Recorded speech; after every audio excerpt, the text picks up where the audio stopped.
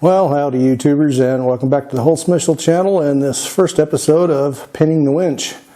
I'm probably going to have to break this up into two pieces because this is going to get a little lengthy.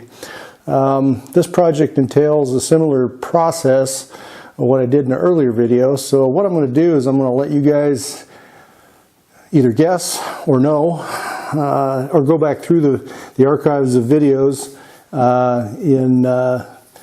in the channel and pick it out where we pin something in order to make it a matching set.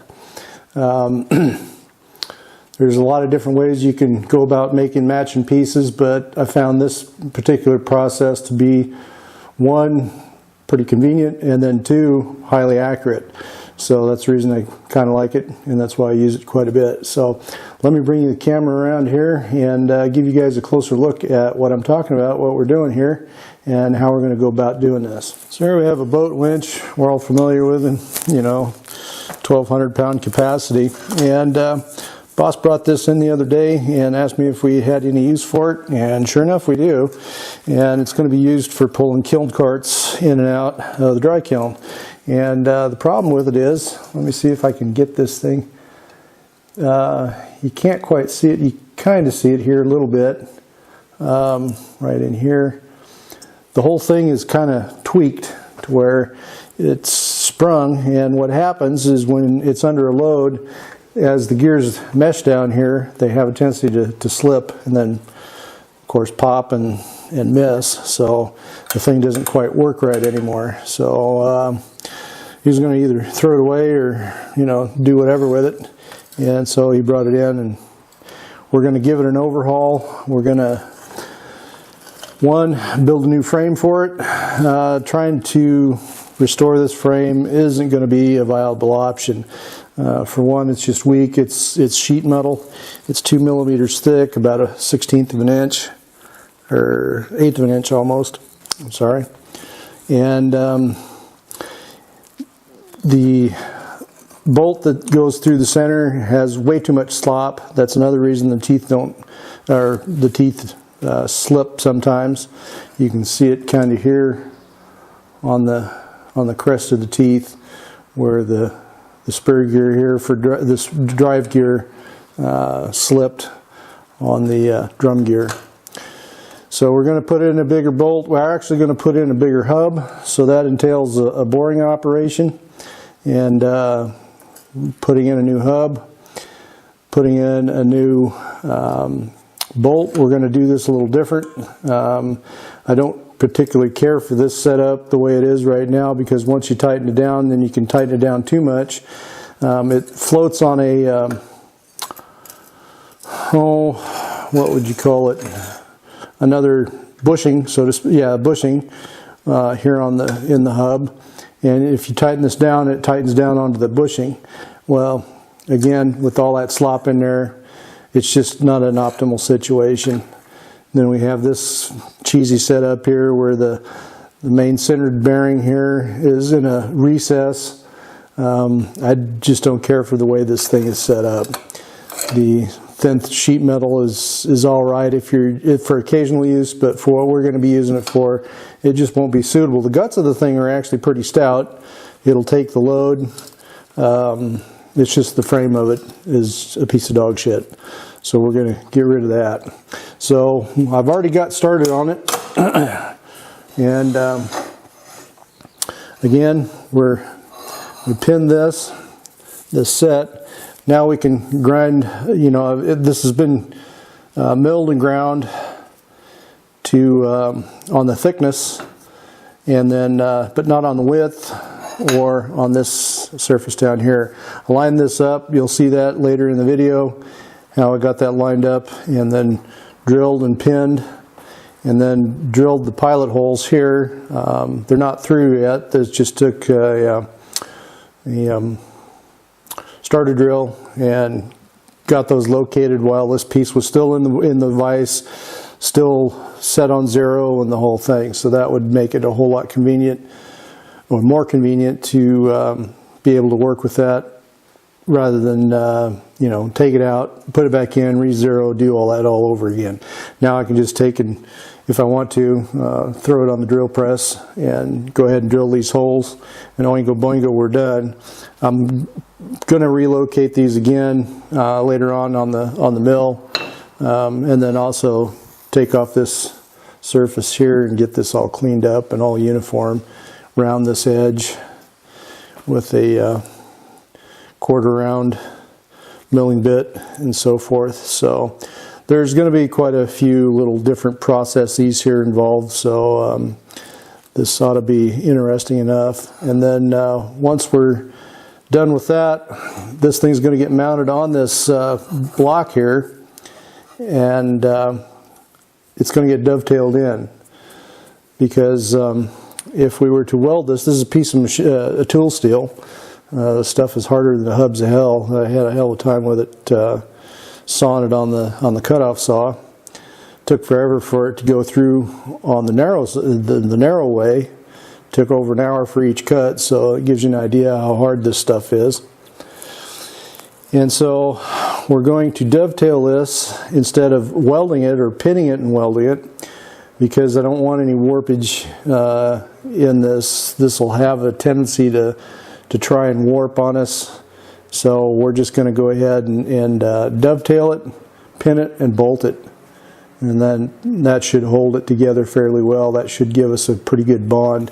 We're going to have a dovetail here and a dovetail here of about 3/4 inch width on the narrow side of it. So the base side of it's probably going to be about 1 inch down here at the bottom. And so that'll give us plenty of holding strength. And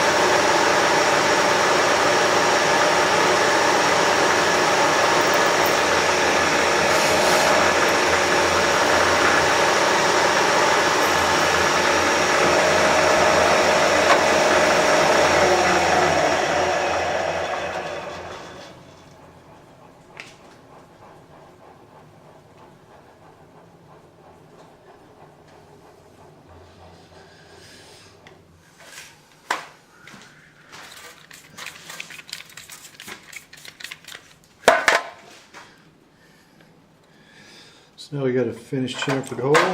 All we got to do now is pound in our roll pins.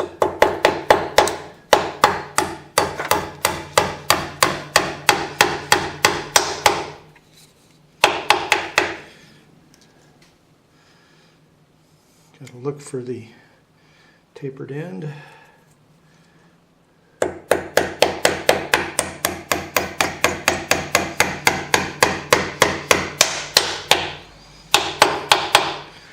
Now these roll pins are a little shorter than the two pieces are thick because we don't want them sticking out. So we'll just seat it in there a little deeper so they're not poking out with a drift punch. Nah.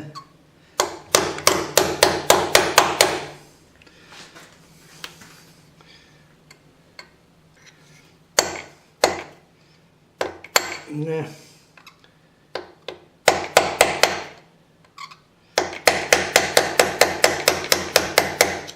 Okay. Now we're ready to drill our remaining holes. So now we're going to go back to our original corner where it's at 0, and then we can feed in our coordinates from there. Go to 0 on both dials so that we're on that one.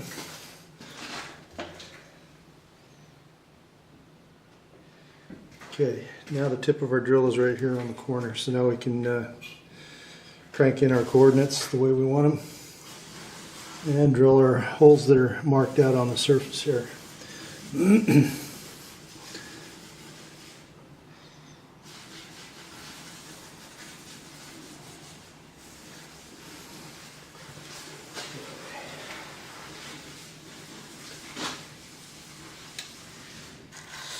Here we need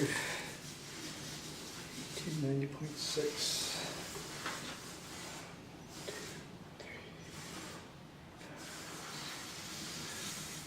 That's 4.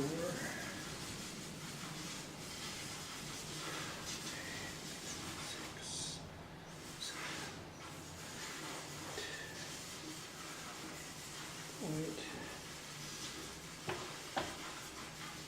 6. And we're right where we need to be.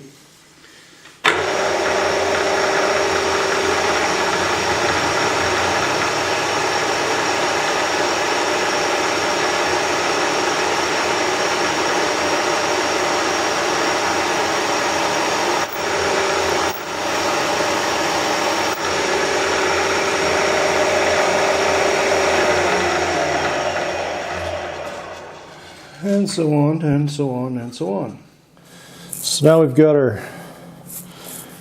thing here all squared away. The steps we're going to take to get it square, and then square, and square, and square, and square. Show you right now.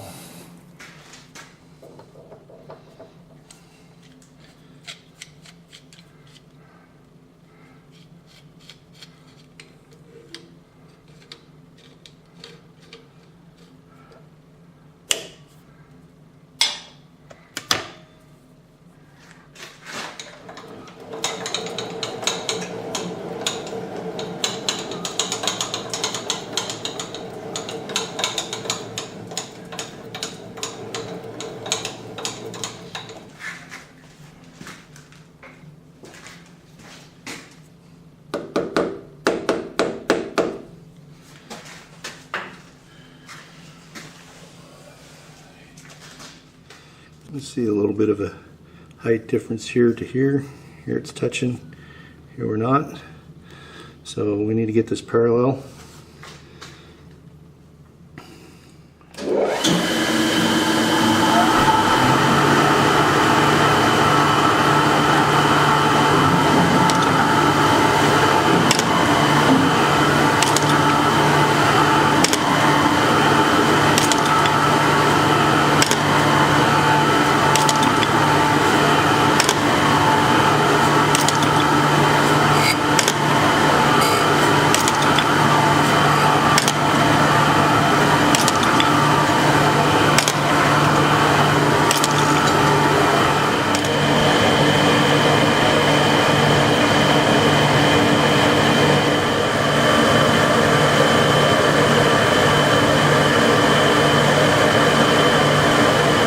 noticed you can see on the narrow side of the workpiece how the deflection of the vise plays a role in squareness, and then also the deflection that the workpiece itself actually makes or contributes, or that comes up as the tool pressure goes across this narrow edge.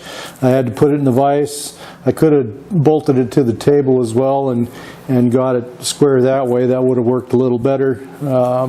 But this is a thick enough piece where I just stuck it in the vise on edge and went ahead and run the face mill across it and kind of squared it up that way, or at least cleaned up the edge to get the rust and stuff off of it. So, but as you can see in the pictures, or in the footage, I should say, how the deflection of the vise and the deflection of the workpiece cause it to be somewhat, just slightly out of square. Not much, you know, a couple thousandths maybe of a millimeter. It isn't much, but it's enough to where, granted, this doesn't need to be that accurate, but for, you know, the purposes of this exercise, I wanted to demonstrate one, the pinning, then two, the vise deflection. Stefan Gotteswinter got the ball rolling and showing how much that a vise will deflect when you put enough gronk on it. So that was, you know, all wrapped up into one. And so now we're going to show you the setup for getting this part, this top, squared to this side. So let's go to that.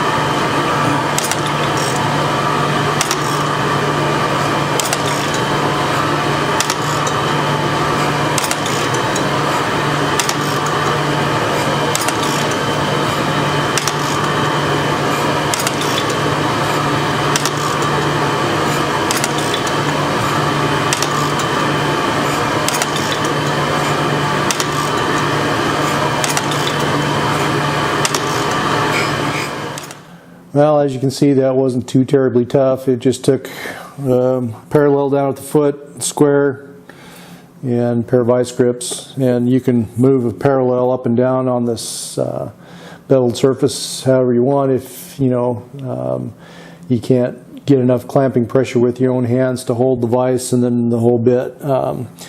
And so with the mag chuck on, it's just there to hold the block and the parallels that keep it from kicking out. So that's how we went about that. So the next step is going to be getting this milled down. We might grind it, I don't know yet. It just depends on how juicy I'm feeling.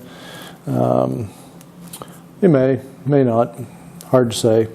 But what we're going to do is put a parallel on it, or maybe even, I'm thinking drilling the holes here and running it parallel to the holes. Just set it down on a parallel. I'm going to sleep on it and see how it comes out. So anyway, that's going to be the next step for getting this thing prepped and dovetailed and bored and all that.